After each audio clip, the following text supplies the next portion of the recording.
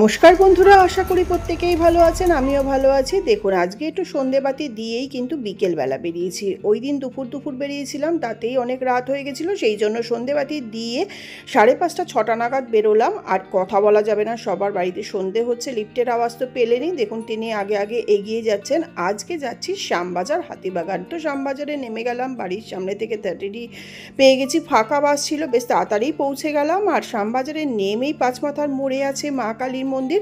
সেই মা কালীর মন্দিরে তখন সন্ধ্যা আরতি হচ্ছিল, তো দর্শন করে নিলাম। তো একটু আরতিও দেখলাম, সেটাও আপনাদের সঙ্গে শেয়ার করছি।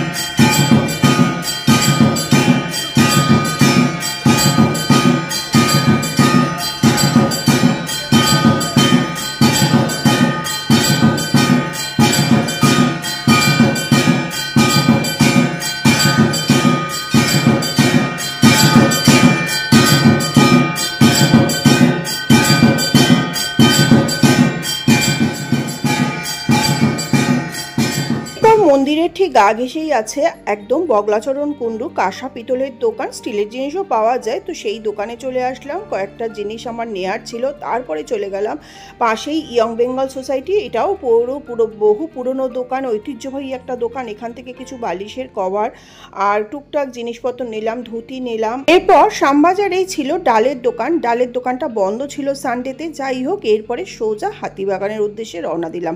এখান থেকে বাসে করেই যাওয়া যায়, কিন্তু এত অসহ্য ভিড়, মানে পুজোর বাজার লেগে গেছে না ঠাকুর দেখতে মানুষ বেরিয়ে পড়েছে বুঝছি না। তো সিগনালে দাঁড়িয়ে রয়েছি, কর্তামশাই চেঁচাচ্ছে যে এই পাঁচমাথার মোড়ের মতন জায়গাতে তুমি ভিডিও করছো। আমি বললাম আরে বাবা, সিগনালেই তো দাঁড়িয়ে আছি। তারপরে সিগনাল দিলে আমরা রাস্তা ক্রস করে হাতিবাগানের দিকে চলে গেলাম। হাতিবাগানের রাস্তাটা সম্পূর্ণই হেঁটে যাচ্ছি, আর সেটাই আপনাদের সঙ্গে শেয়ার করব। যেহেতু পিসত দিদির দোকান থেকে শাড়ি নেব, মানে দক্ষিণেশ্বরের শাড়ি, অষ্টমী পুজোর শাড়ি আর কালী পুজোর শাড়ি, এটা একবারেই আমি কিনে নিই দুর্গাপুজোর আগে, সেটাই কিনতে যাচ্ছি। তো এইটা দেখুন, আমরা এবার হাতিবাগান রাস্তায় চলে এসেছি, মানে বিধান সরণি যেটা সেটা। আর এখান থেকেই দেখতে পাচ্ছেন তো দুধারে লোক হেঁটে, এখানে বাসে ওঠা এই সময় বেকার, মানে বাস যতক্ষণে যাবে ততক্ষণে আপনি হেঁটেই চলে যাবেন। আর প্রচণ্ড মানুষের ভিড়। আমি মুখ বন্ধ করেই হাঁটছি, কথা বলছিলাম, কিন্তু লোকে এমনভাবে তাকাচ্ছে, পাগল টাগল ভাবছে হয়তো।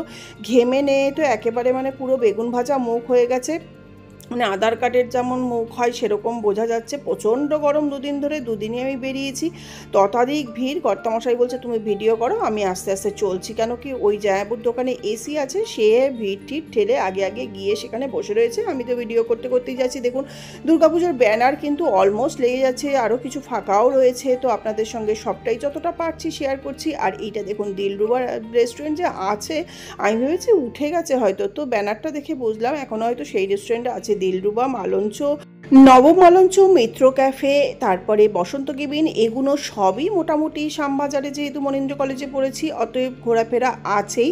যাই হোক, এবার আমি এখান থেকে আস্তে আস্তে দেখুন হেঁটে যাচ্ছি, আর ভিড় ততাধিক বাড়ছে। মানে কত যে এখানে এখন মল হয়ে গেছে, যে সিনেমা হলগুলো উঠে গেছে সেইগুলো সবই মল। বাজার কলকাতা, তারপরে স্টাইল বাজার, তারপরে আরও যে কত কিছু হয়েছে, এমনি একটা বাজার কি, আর ততাধিক ভিড়। মানে কি মনে হচ্ছে আপনাদের বুঝতে পারছেন কেমন ভিড়? মানে মনে হচ্ছে তো পুরো দুর্গাপুজো। আমি ঠিক বুঝে উঠতে পারছি না এটা দুর্গাপুজোর ঠাকুর দেখার ভিড় না শপিংয়ের ভিড়। মানে ভিড় ঠেলে এগোতে গিয়ে না টাউন স্কুল আমি ভুলে গেছি, মানে চোখে একদম ধাঁধা লাগছে। আর তার মধ্যে ভিডিও করছি, ধাক্কাও খাচ্ছি। যাই হোক, এইভাবে চলছে। এইভাবে যেতে যেতে যথারীতি আমি চলে আসলাম আমার পিসত দিদির দোকানে। আর দুধারে উপচে পড়া ভিড়। তাছাড়া ঠাকুরের কাপড় থেকে বাসনপত্র, জিনিস, জামা কাপড়, ড্রেস মেটেরিয়াল, সমস্ত জিনিসের কিন্তু দোকান এই হাতিবাগানে আছে। তার এছাড়া তো সাজা গোজার জিনিস সমস্তই আছে, সবই পেয়ে যাবেন। তো আমি ভিড় ঠেলে ঠেলে এগোচ্ছি, এই যে এসে গেলাম মা অন্নপূর্ণা বস্ত্রালয়। দূর থেকে দেখাচ্ছি ব্যানারটা, এবার ঘুরে কিছুটা ভিড় ধাক্কাধাক্কি করে আমাকে ওই দোকানের ভেতর ঢুকতে হবে। যাই হোক, এখানটা দিয়ে আর দেখুন বাঁশের ব্যানার সমস্ত লাগানো রয়েছে। আর এইবার আমি আস্তে আস্তে কিন্তু এগিয়ে চলছি।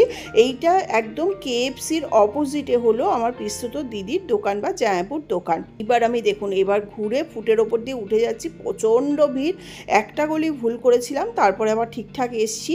তো এই যে জামাইবাবু দাঁড়িয়েই ছিল, আমি বললাম দাঁড়ান বাইরেটা একটুখানি ছবি তুলে নিই, তারপরে ভেতরে ঢুকছি। যেহেতু এসি অতএব আগেই খুলবে না, তো ভেতরে ঢুকলাম, তখন অলরেডি কাস্টমার রয়েছে, তো যারা শাড়ি টাড়ি দেখছে। তো আমি বললাম আমি কি ধরনের শাড়ি নেই, সেটা পিস্তুত দিদির ছেলে শুভঙ্কর বা পিন্টু ও জানে। অনেক যুদ্ধ করে বাবা, কেমন আছেন? আজকেই মনে হচ্ছে মানে পুরো দুর্গাপুজো ঠাকুর দেখতে বেরিয়ে। কেমন আছো?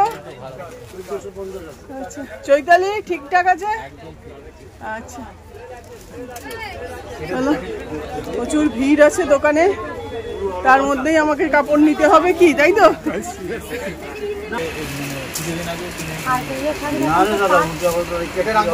পিস্তুত জামাইবাবুর দোকান বলে বলছি না, সাধ্যের মধ্যে যদি স্বাদ পূরণ করতে চান অবশ্যই এই দোকানে একবার ভিজিট করতে পারেন। ভীষণই রিজনেবল প্রাইস, সেরকম ভ্যারাইটিস আইটেম কিন্তু আছে এই দোকানে।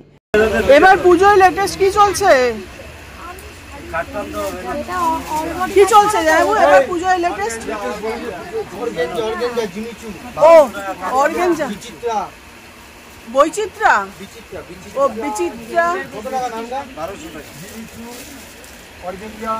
অর্গেঞ্জাই বেশি চলছে না?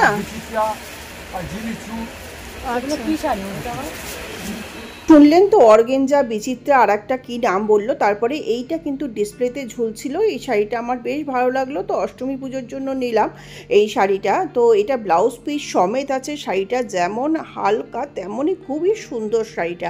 তো একশোটে পছন্দ হয়ে গেল বলে এই শাড়িটা নিয়ে নিলাম মা দুর্গার জন্য বা অষ্টমী পুজোর জন্য। তারপরে নিয়ে নেব দক্ষিণেশ্বরের মা কালীর শাড়ি আর কালী পুজোর শাড়ি। তো এরকম তিনটে শাড়ি আমি নিলাম। তারপরে আর একটা শাড়ি হঠাৎ মানে বিল হয়ে যাওয়ার পরে একটু পছন্দ হলো, তো সেইটাও দেখতে দেখতে সেটাও নিয়ে নিলাম। তো যাই হোক, এই যে এই দাদা দেখাচ্ছেন শাড়িটা সম্পূর্ণ খুলে, পাটটাও অসাধারণ, তেমন কিন্তু শাড়িটা দুর্দান্ত।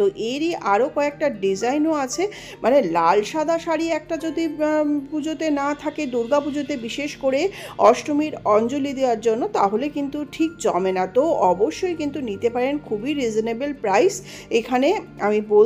তো যদি নিতে হয় তাড়াতাড়ি চলে আসুন স্টক থাকা পর্যন্ত, কেন স্টক খুব লিমিটেড, যা আসছে তখনই শেষ হয়ে যাচ্ছে। তো এই মানে নানা রকমের তাঁত থেকে, ছাপা থেকে, সিল্ক থেকে, ফ্যান্সি থেকে, কপার জরি থেকে নানা রকমের কিন্তু জামদানি, তাছাড়া সফট জামদানি, হার্ড জামদানি সব কিছু কিন্তু পেয়ে যাবেন এই একই দোকানে।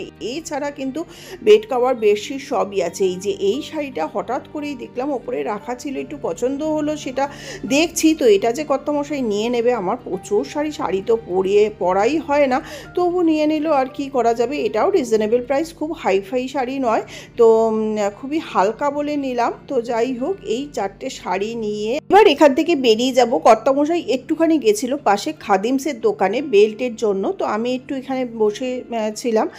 তো দিদির কথা জিজ্ঞেস করলাম, জামাইবাবুর সাথে একটু কথা বললাম। তো এইভাবে চলছে, পুরো দোকানটা আপনাদের সঙ্গে শেয়ার করিয়ে দিচ্ছি একবার। আর কাস্টমারও আসছে যাচ্ছে, বেশি ভিডিও করতে পারলাম। ইনি হলেন আমার জামাইবাবু কর্ণধারের, আগেও পরিচয় করিয়েছি, সমরেশ সাহা। আর তো ছেলের সাথে তো পরিচয় হয়েছে, হ্যাঁ, ছেলের নামটা পিন্টু, আর শুভঙ্কর সাহা। বাজার কেমন লেগেছে পিন্টু? মোটামুটি পুজো মোটামুটি এই শনিবার রোববার থেকে তাহলে দোকান কখন খোলা হয় পিন্টু? 10:30। আর সারা দুপুর তো খোলা থাকে তো? আর রাত্রে কতক্ষণ, ওই পুজো হিসাবে কতক্ষণ খোলা থাকে? 10টা। আর এমনি নর্মাল টাইমে কখন বন্ধ হয়? 9টে। ভাইটাল কাজটা হচ্ছে, সেটা মনোযোগের সঙ্গে পিন্টু করো, হ্যাঁ, ভাইটাল কাজটা হচ্ছে হ্যাঁ, এটা খুব চাপের বল, নিজের আত্মীয় স্বজনরা আসলে এটা চাপের হয়ে যায় না। আজকে দুজন মালিক, একজন মালিক না, বাবা আজকে আমার ডবল ডবল ডিসকাউন্ট পাওয়া উচিত কি সময়টা।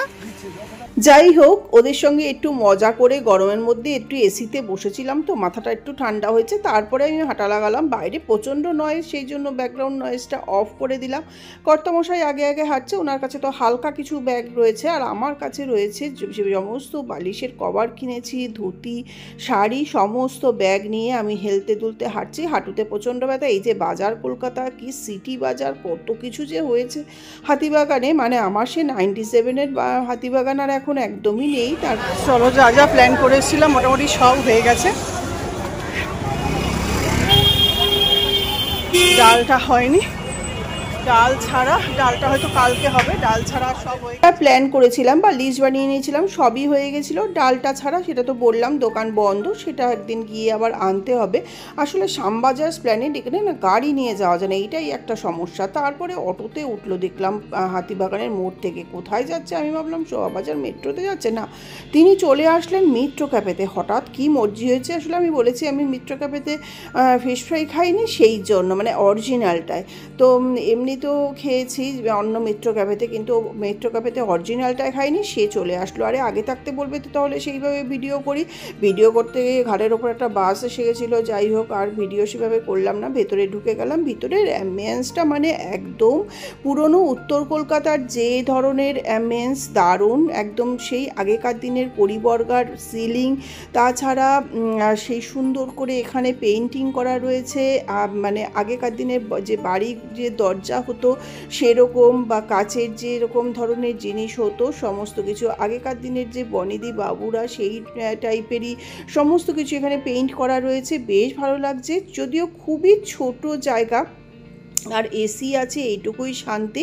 তো যাই হোক, সিটিং এরিয়াও খুব কম, মানে বাইরে লোকে ওয়েট করে, কেউ পার্সেল নিয়ে যায়, কিন্তু আমরা জায়গা পেয়েই গেছিলাম, এইটাই লাকিলি। তারপরে মেনু কার্ডটা দেখতে দেখতে কর্তামশাই তো সেট করেই নিয়েছে, চিকেন মানে ফাউল কবিরাজি আর ফিশ ফ্রাই। তো ফিশ ফ্রাই কিন্তু আমরা যেটা diamond fish fry, diamond cut সেটা পাইনি, বড় ফিশ ফ্রাই পাইনি, স্মল ফিশ ফ্রাই পেয়েছি, সেটাই অর্ডার করলাম, যা পাওয়া যায়। ওরা গন্ধরাজ চিকেন নিতে বললো, কিন্তু সেটা নিলাম না, ওইটাই নিলাম ফিশ ফ্রাই। 1.5খানা করে ফিশ ফ্রাই আর কবিরাজি খেয়ে পুরো পেট ঢিপ। তারপরে মানে আর ডিনার কিন্তু করতে হয়নি। তো আর আমরা যা অর্ডার করেছিলাম, অর্ডারটা কিন্তু সঙ্গে সঙ্গেই দিয়ে দিল গরম গরম। তো একটা প্লেটে ফিশ ফ্রাই, একটাতে কবিরাজি। তো প্রথমে আসলে কথা ছিল হাফ হাফ খাবো, কেন পুরো খেতে পারি না, ঢিপ হয়ে যাবে। তো আমি হাফ হাফ করেই খেলাম। তারপরে ফিশ ফ্রাইটা এতটাই ভালো লেগেছে, অন্য মিত্র ক্যাফেতে খেয়েছি অতটা ভালো লাগেনি বলে ওই জন্য একটা একটা নিচ্ছিলাম, কিন্তু পরে ভালো লাগলো বলে আবার একটা একটা করে পরে আবার 2টো ফিশ ফ্রাই নেওয়া হয়েছে। তো এই যে কর্তামশাইকেই দায়িত্বটা দিলাম যে তুমিই বাবা এখানে সব ভাগ বাটোয়ারার কাজটা তুমিই করো। তো সেই এখন শেয়ার করছে, তো সে নিয়ে নিল ফিশ ফ্রাই, আমাকে দিয়ে দিল কবিরাজি। তো এইবার হলো খাওয়ার পালা, গরম গরম খাওয়া শুরু করি আর কি। তো তিনি ওই কাসুন্দি মাখিয়ে নিচ্ছে ফিশ ফ্রাইয়ের মধ্যে, তারপরে এক এক করে আমরা খাওয়া শুরু করছি। তো খাওয়ারও যে একটা ভিডিও তুলে দেবে বা ছবি তুলে দেবে সেটার মধ্যে নেই। তো বলবে আমি খাবো না, তোমার ছবি তুলবো, তো দরকার নেই। তিনি খাচ্ছে, তেনার ছবিটাই আমি তুলে দিই। আর খারাপও লাগছিল, ছেলে থাকলে ভালো লাগতো। তো ছেলে আসলে একদিন ইচ্ছে আছে যাওয়ার, দেখি। ও তো পুজোর আগেই চলে এসেছে, আমাদের পুজোতে আবার নিরামিষ খেতে হয়। আবার দেখুন আবার অর্ডার দিচ্ছে যে আরেকবার সেকেন্ড ফিশ ফ্রাইয়ের জন্য। তো ততক্ষণে আমরা ফার্স্ট রাউন্ডের খাচ্ছি, মাঝখানে একটুখানি বসে রইলাম। সে দেখুন মোবাইলে রয়েছে, একটা জলও নিলাম, প্রচণ্ড গরম, জল যা নিয়ে যাই ব্যাগে সেটা তো শেষই হয়ে যায়। আবার দেখুন গোটা গোটা একটা করে আবার ফিশ ফ্রাই অর্ডার করা হচ্ছে। এই যে চিকেন কবিরাজিটা যেটা আমি খাচ্ছি, মানে অসাধারণ। ভেতরের চিকেনটা যেরকম সফট, ওপরটা তেমন ক্রিস্পি, আর সেরকম টেস্টি, মানে দুর্দান্ত, মানে একদম ফুরফুরে যাকে বলে, খুবই সুন্দর। তো এবার খাওয়ারই পর্ব চলছে, আর কিছু করার নেই। তো আমি এখন স্যালাড কাসুন্দি দিয়ে এগুলো খাই, ততক্ষণে আবার second time fish fry order করা হয়ে গেছে, সেটাও খাবো। ডিনার আর করবো না। তারপরে তেনার আবার ইচ্ছে হলো যে এখানে চকলেট পুডিং, মানে চকো পুডিং যেটা, এটাও এখানকার খুবই মানে একটা দারুণ ডিশ। তো আমি বললাম বাপরে আর কত জায়গা আছে। তারপরে এইবার দেখুন আবার সেকেন্ড টাইম ফিশ ফ্রাই যখন এসে গেল, পুরো ফিশ ফ্রাইটার ওপরে কাসুন্দি মাখিয়ে কি করছে। আমি বললাম ওকে কাসুন্দি দিয়ে পুরো স্নান করাচ্ছ, এত ভালো ফিশ ফ্রাইটা, ভেতরটা যেরকম মাছটা ভরপুর, ওপরে কোটিংটা হালকা, মানে মুখে কিছু ফিল হচ্ছে না, তেমন ক্রিসপি, তার মধ্যে এই কাসুন্দিটা পুরো মাখিয়ে নিলে এটা নরম হয়ে যাবে না। তা বলছে না এটাই এভাবেই আমি খাচ্ছি। তো জানেন যে বাবা আপকি মর্জি খানা পর কি মর্জি পড়না, ঠিক হ্যাঁ তোমারা মর্জি সে খাও। তো ঠিক আছে, সে ওই এবার কাসুন্দিটা সম্পূর্ণ ফিশ ফ্রাইতে মাখিয়ে নিয়ে তারপরে সে তার মতন খাচ্ছে। তো আমি একটু ভিডিও করে নিলাম, কেন গরম গরম তো আমি অত খেতে পারি না। তো যাই হোক, সে এখন খাওয়াটা শুরু করছে, তো তার ভিডিওই আমি করি, আর কি করা যাবে, নিজেরটা তো নিজে এক হাতে কাটছি, আবার এক হাতেই খাচ্ছি, আর একটা হাত দিয়ে যেহেতু ধরে রয়েছে, তো বুঝতেই পাচ্ছেন আমি এক হাতেই, এর মতন দু হাতে আমি খেতে পাচ্ছি না আংরেজদের মতন। যাই হোক, আমি এবার আবার ফিশ ফ্রাইটা কাটলাম, কেটে নিয়ে আগে দেখুন ওই রাইট হ্যান্ডেই কাটছি, আর লেফট হ্যান্ডে তো আমার মোবাইল ধরা বুঝতেই পাচ্ছেন। তারপরে রাইট হ্যান্ডে ভালো করে কাসুন্দিতে চুবিয়ে, কাসুন্দিটাও কিন্তু বেশ ঝাঁজ ছিল। তো এইভাবে আমাদের খাওয়া পর্ব শেষ হলো। তারপরে এসে গেল চকলেট পুডিং। চকলেট পুডিংটা নিয়েছে, আমি বললাম বাবা পেটটা তো ঢিপ হয়ে গেছে, দুটো অর্ডার করলে কেন, একটাই হাফ হাফ করে খেতাম। কিন্তু ঘটনাচক্রে এমনই হলো, আমরা একটাই খেলাম, ঠাকুর যা করে মঙ্গলের জন্যই। আমাদের পাশে যারা এসেছিল একটা ফ্যামিলি, একটা ছোট বাচ্চা ছিল, ওরা অর্ডার করেছিল, কিন্তু তখন যথারীতি পুডিং শেষ হয়ে গেছিলো। তো আমরা যেহেতু তখন সদ্য দিয়েছে আর তখনই ওরা অর্ডারটা করেছে, তো আমরা ওদেরকে রিকোয়েস্ট করলাম, মানে আমার হাজব্যান্ড, যে আপনি যদি কিছু মনে না করেন তাহলে একটা প্লেট কিন্তু আপনারা নিতে পারেন। তো আমরা প্রথমে বলেছিলাম যে আমরাই এটা শেয়ার করি, কিন্তু না। যাই হোক, তার বাবা তার বাচ্চাকে খাওয়াবে বলে কথা নেই, তো ওরাই পে করলো, একটা ওদের দিয়ে দিলাম, আমরা হাফ হাফ করে পুডিং খেলাম। তারপরে বেরিয়ে এসে হাজব্যান্ড দেখি ও মা, কোনো জায়গাতে পুজোর প্রতিমা যাচ্ছে, একদম ভালো করে প্লাস্টিক দিয়ে ঢেকে নিচ্ছে, কেন বৃষ্টি হচ্ছিল ঝিরঝির করে। আর তারপরে আমি বেরোচ্ছি, তো মেট্রো ক্যাফের সামনে আমার একটা ছবি তুলে দিল। তো এইভাবেই আমার এই দিনটা, মানে স্যাটারডে সানডে দুদিন বেরিয়ে, পা তো ফুলে, পায়ে প্রচণ্ড ব্যথা। মানডেতেও বেরোনোর ছিল, কিন্তু মানডেতে আর বেরোলাম না, ঘরেরও একটু কাজ করলাম, মানে ছেলের ওয়ার্ড্রপ পরিষ্কার করে রেডি করলাম। তো এইভাবেই দিনটা কাটলো। তারপরে আবার দেখো সেই 30D বাসে উঠে আমরা আমাদের গন্তব্যে চলে আসলাম, মানে ওই মেট্রো ক্যাফে থেকে অটো করে উল্টোডাঙা, উল্টোডাঙার থেকে লেকটাউন, লেকটাউন থেকে আবার বাস করে আমাদের ক্লাইভ হাউস। তো আজকের ভিডিওটা এই পর্যন্তই, আবার আসবো নতুন কোনো ভিডিও নিয়ে। আমি রসে বসে বাঙালিয়ানা সুজাতা। এমএনএ ক্লান্ত হয়ে অবশেষে কিন্তু আমরা আমাদের বাড়িতে আসলাম। আর দেখো লাইট পাখা সব বন্ধ করে দিচ্ছে, লাইট পাখা সব বন্ধ করে দিচ্ছে। দেখো, যেহেতু ভিডিও করছি সেহেতু লাইট পাখা উনি সমস্ত বন্ধ করে দিচ্ছেন। চল, 10টা বেজে গেছে, এখন বাড়ি ফিরলাম, সমস্ত লাগেজ তেনার কাছে, আমিই টেনেছি।